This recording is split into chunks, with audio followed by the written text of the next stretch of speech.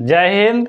स्वागत है आप सभी का हमारे educational YouTube channel excellent launcher classes में। दोस्तों, पिछले वीडियो में हम लोगों ने जाना कि भौतिक राशि क्या होता है, भौतिक राशि कितने प्रकार के होता है, मात्रकों की विभिन्न प्रणालियों के बारे में पढ़ा, आधारी राशि एवं उनके मात्रक संकेत के बारे में जाना। आज हम लोग पढ़ने वाले हैं मानक एसआई उपसर्ग। तो दोस्तों, मानक एसआई उपसर्ग की जरूरत क्यों पड़ी? दोस्तों, अगर हमको पटना से दिल्ली की दूरी मापना हो तो अगर हम उसको मीटर में मापते हैं तो बहुत ही असुविधाजनक लगती है। इसी तरह से अगर हम लोगों को कागज़ की मोटाई मापना हो, अगर उसे मीटर में मापे तो वो मीटर बहुत बड़ा मात्रक हो जाता है। इन्हीं सब कारणों से अंतर्राष्ट्रीय सहमति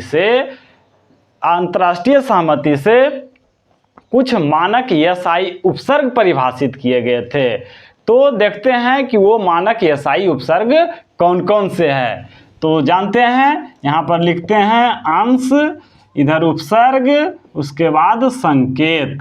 तो पहला है 10 पर पावर -1 जिसे बोला जाता है डेसी और संकेत स्मॉल डी लिखा जाता है। उसी तरह से 10 पर पावर -2 जिसे सेंटी कहा जाता है और संकेत होता है सी। उसी तरह से 10 पर पावर -3 को मिली कहा जाता है और संकेत होता है स्मॉल एम। चौथा 10 पर पावर होता है -6 जिसे कहा जाता है माइक्रो और इसका संकेत होता है म्यू। उसी तरह से 10 पर पावर -9 को कहा जाता है नैनो और संकेत होता है स्मॉल एन। इसी तरह से 10 पर पावर -12 को कहा जाता है पिको और संकेत इसका होता है स्मॉल पी।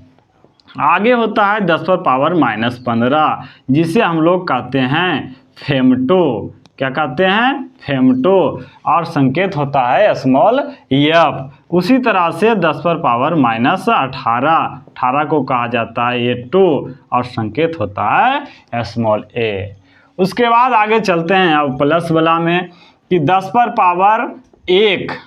पावर 1 को कहा जाता है डेका और संकेत होता है डी।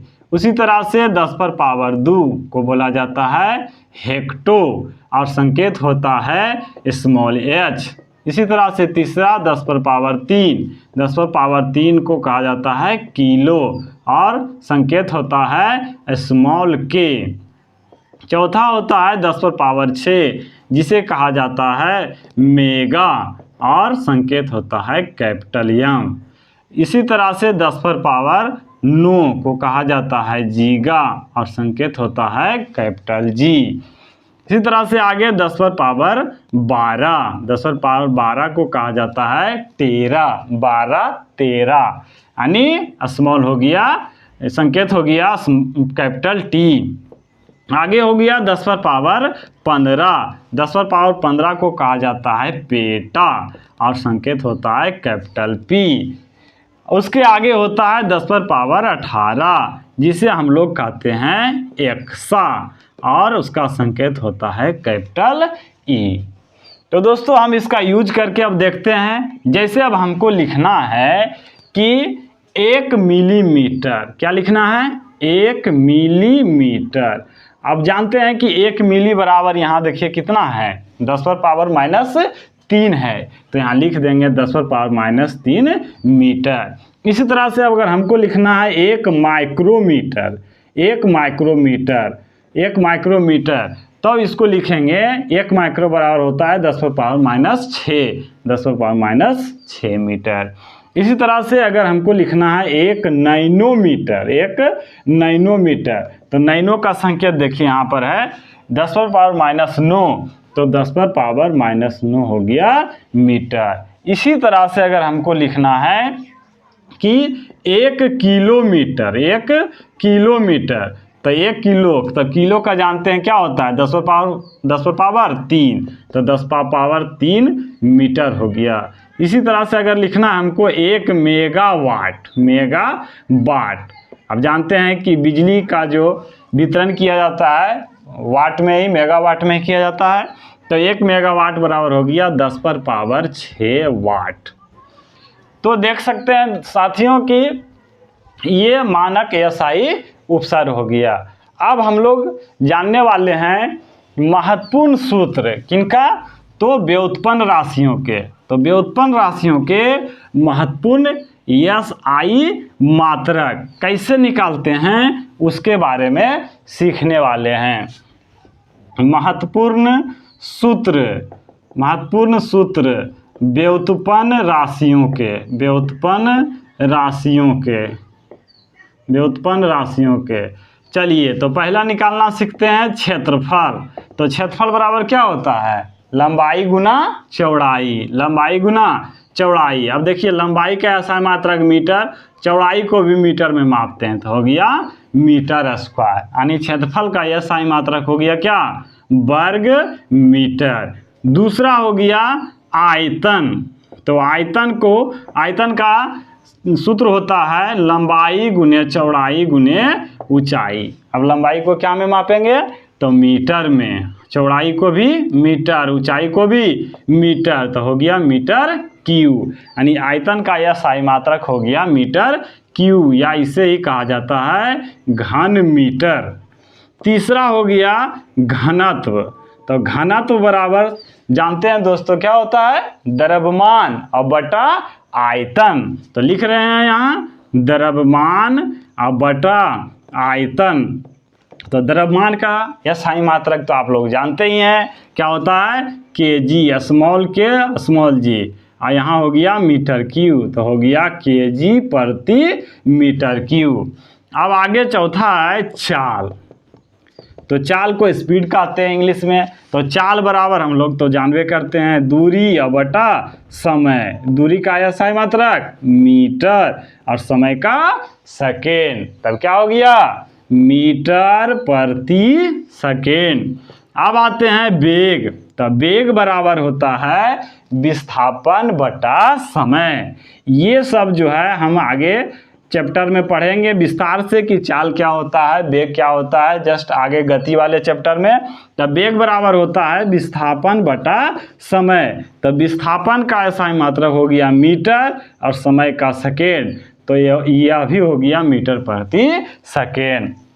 छठा आगे हमको निकालना है त्वरण। तो त्वरण बराबर होता है वेग परिवर्तन। क्या होता है, वेग परिवर्तन अब बटा समय।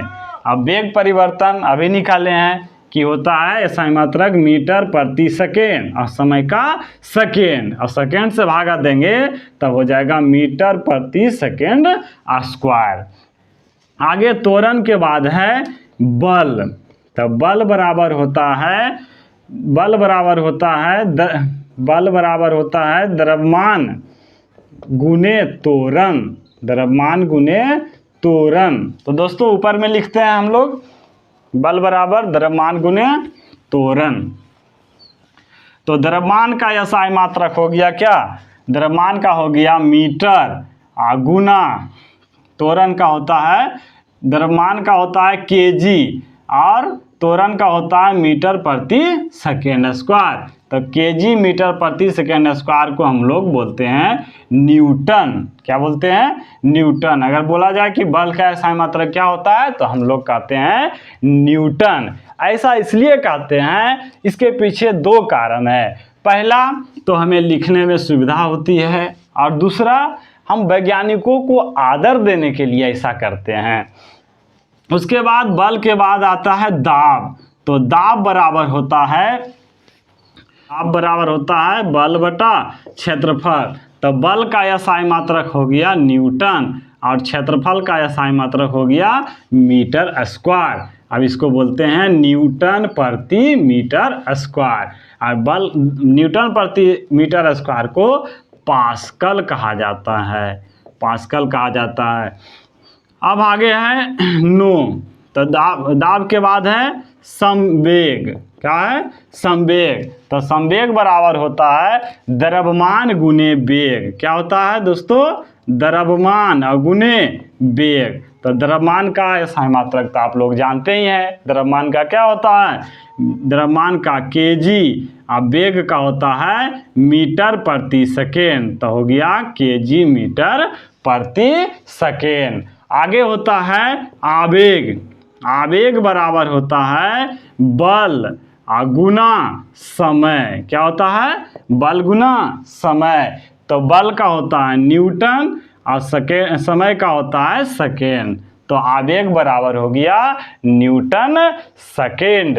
आगे है कार्य। कार्य बराबर होता है बल गुने बल की दिशा में विस्थापन। क्या होता है दोस्तों? बल गुने बल की दिशा में विस्थापन। और बल का तो हम जानते हैं कि बल का SI मात्रक अभी निकाले न्यूटन, और बल की दिशा में विस्थापन का होता है मीटर। और न्यूटन मीटर को ही हम लोग कहते हैं जूल।